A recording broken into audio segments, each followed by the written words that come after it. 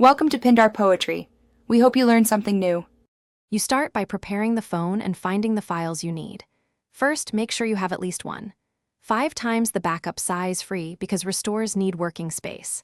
Next, open a file manager, enable Show Hidden Files, and navigate to WhatsApp/databases. You must find files named like MSG Store YMMDD 1, DB, crypt12 or MSG Store, DB, crypt12.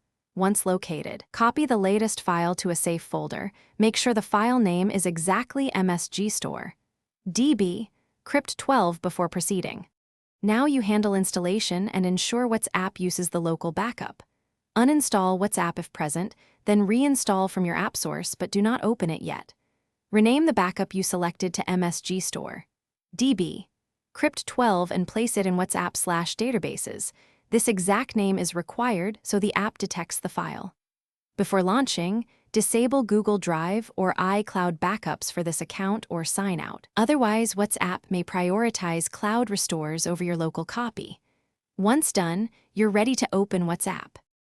Open WhatsApp, verify your phone number, and when prompted, tap Restore. The app will scan WhatsApp/databases and import messages from MSG Store, DB, crypt12. Wait patiently for messages and media to finish restoring. Make sure you stay on Wi-Fi and keep the phone charged, because interrupting can corrupt the restore. If restore fails, note the error.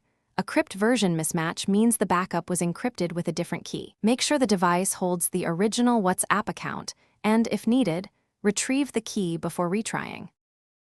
Thanks for watching. Consider subscribing if we helped you.